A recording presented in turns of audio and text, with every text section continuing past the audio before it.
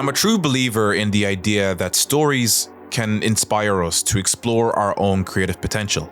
The manga world is massive. There are so many stories that have inspired me to improve myself, and no matter how much I read, there are hundreds of thousands of hidden gems I will never discover. So what is it about Look Back and Goodbye Eri that resonated with me so much? Created by Tatsuki Fujimoto, these manga are these super personal stories about the toxic relationships we can have with our creative work. These two manga are completely different to the titles he's known for, but it was this willingness to use unconventional methods of manga storytelling that helped redefine what I expected from a manga in 2024. Never have I read a short story and felt the characters come to life in this way. So much so when I read this manga, I had to think to myself, oh, this isn't the manga. This is a movie. Whatever happens, happens. Now, Goodbye Eri is a manga literally about filmmaking, so it makes sense why there's so much effort into the composition of a scene. Yuta, at the age of 12, is given the job of filming the final years of his dying mother. With her consent, of course. Yuta records every meal they have, every outing, and every sob session. Fujimoto will linger on moments like Yuta watching his parents sleep for multiple panels, almost as if he wants you to sit with what a child thinks of when their parents is dying right in front of them. There's awkward POVs like behind some boxes in a utility room or looking at a hospital window with an IV bag, inviting you to feel what the context of a situation is before you even read a word. The movies I love do this to make what you're watching feel more dynamic and exciting. Instead of a gunfight being a wide shot of two dudes facing each other, you cut to their faces, their holsters. One's nervously tapping his feet, the other eyes haven't blinked once. With the right angles, a scene gains momentum.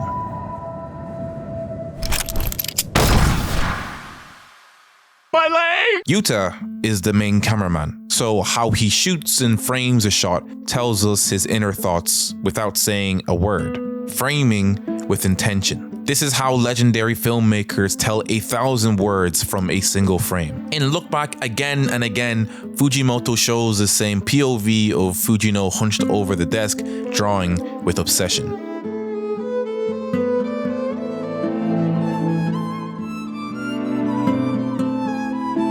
Seasons change, other characters move in and out of the room she's in, but she's still at the center.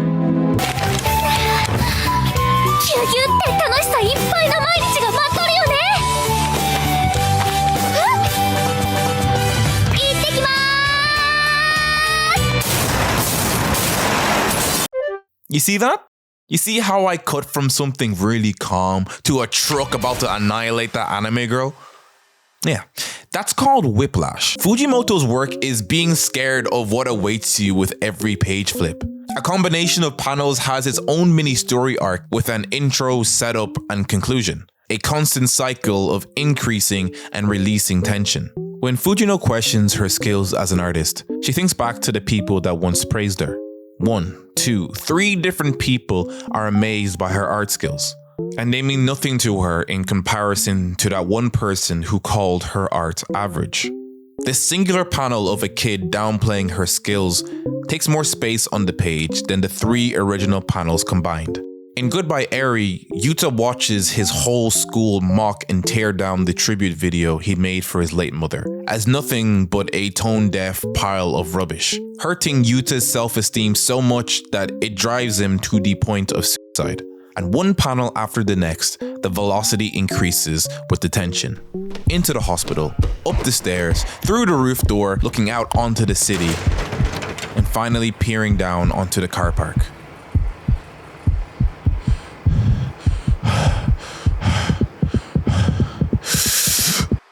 You gonna jump? Huh? This girl who we've never met takes up a whole page, appearing just moments before Yuta is about to end it all. It makes this encounter feel special, a divine intervention.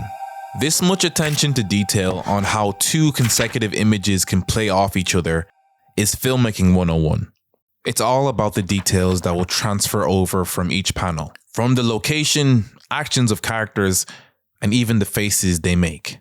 Faces are the things we all have and are something Fujimoto excels at expressing. Ah, yes, sad face equals sad emotion. Look, I know I come off as big brain, so let me just give you an example. One Piece. As much as I love this story, it would stand for the characters and narration to shut up every now and then. The story is so big in scale. Oda constantly has to tell you who's fighting who and where they are in relation to everyone, and characters often telegraph their moves and inner thoughts like some JRPG. Now, this just might be the bullet you have to bite when making a 20+ year story. Okay, fair enough. But if Oda is going for realistic character interactions, that's not how humans act. The majority of us don't even wear our hearts on our sleeves. The majority of us don't even have the social skills not to say happy birthday when someone says happy birthday to us. We lie to each other and keep our truest desires locked up in our heads. And if you're like me, and you probably are, you have a terrible poker face.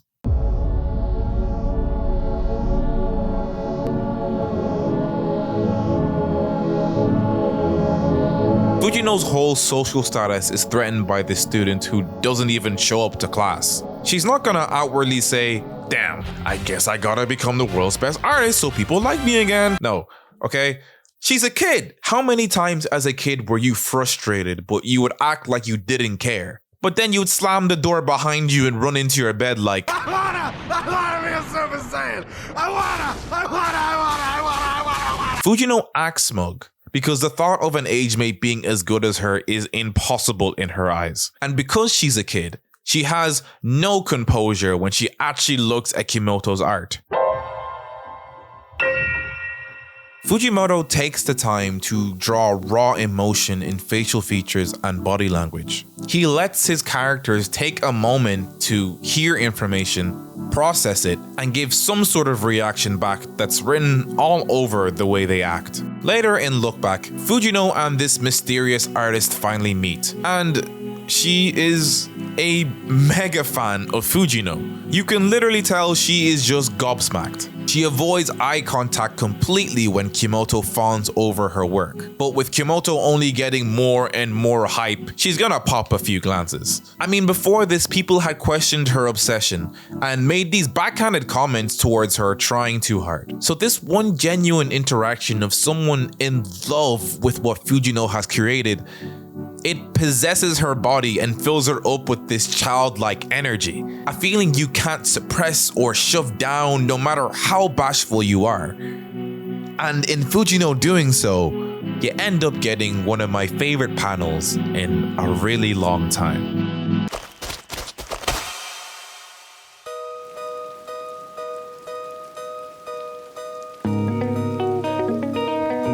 She doesn't say a word, but she might as well have said a whole monologue.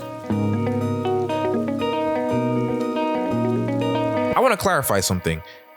These aren't standard practices for a mangaka. Sure, the big show don't tell rule applies to any media, but to put so much effort into storytelling outside the usual conventions of manga, it's unheard of to me. This is the first time I've seen it to this extent. Okay, so why does he do this? Why does he take so many principles of filmmaking and apply it into his manga? This is not a trick question. The reason why his manga feels like movies is because he's a huge cinephile. The dude has references from Star Wars, Pulp Fiction, Fight Club, and that's just the ones I've picked up on. The guy has multiple self-inserts of film nerds breaking down their love for cinema. And look, I'm no movie buff, but if there was one person I'd attribute a lot of this inspiration Fujimoto has to make the way he does, I'd say his style is best contributed to every film bro's messiah, Quentin Tarantino. And you know what they call a quarter pounder with cheese in Paris?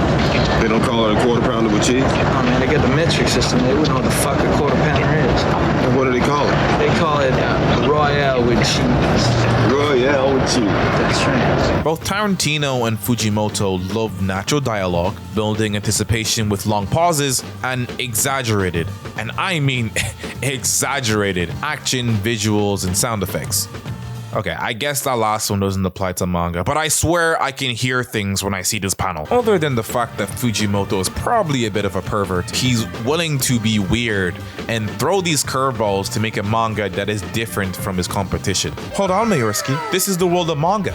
Things are always weird. Very, very weird. A character motivation about boobs? You think that's different from the usual manga? Well, I'm sorry to tell you, but that trash dump behind me says otherwise. Okay, look, the difference is these stories feel like merely glances into the lives of characters that could exist in our world. To me, it doesn't feel like other stories where we are transported into the world of the narrative, but more so, these two manga are stories I feel like I could have heard from a friend or a parent. I think they're honest in how people would act in a situation. That's why even in his other work, he makes the camera angles feel professional, make the dialogue border on inconsequential yapping among friends. And despite the unrealistic explosion, blood, and guts in his work, there's always this very innate human desire from the characters to push the plot forward. I don't think this kind of stuff would be possible if it weren't for a human willing to break off a piece of themselves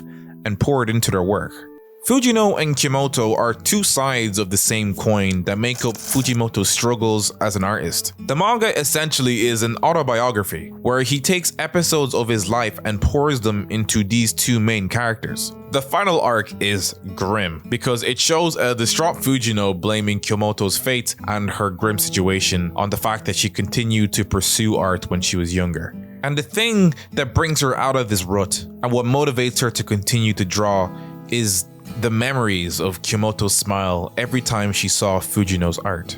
That something she put on paper could spur such profound emotions in someone else, creating a bond between her as an artist and Kimoto as a fan. The same way that despite the incredibly uphill battle of a manga creator, Fujimoto continues to draw in service to the people that love and are inspired by his work. So Fujino also continues to draw.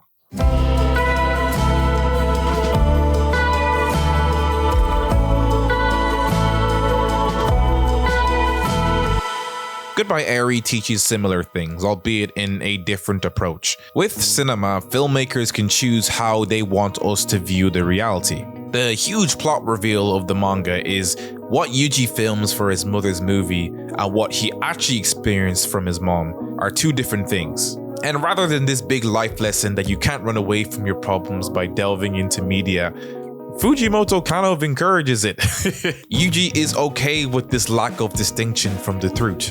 Fujimoto is basically saying that escapism is okay at times, being sucked into a world to, if not for a moment, ignore the problems of your own. If it means that the end goal is to be so enthralled by a narrative that fake reality causes you to be inspired, cry, laugh, or be introspective, there always should be a place for that. And look, if a fake reality can make you feel real things, then who's to say what's real and what's fake at all?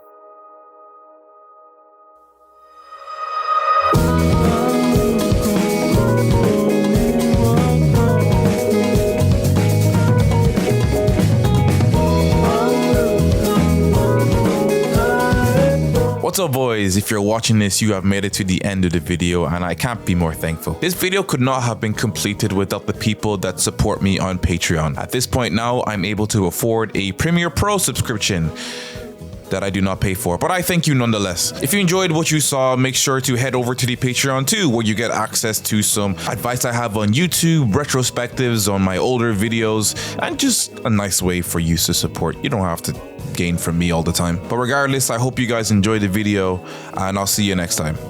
Peace.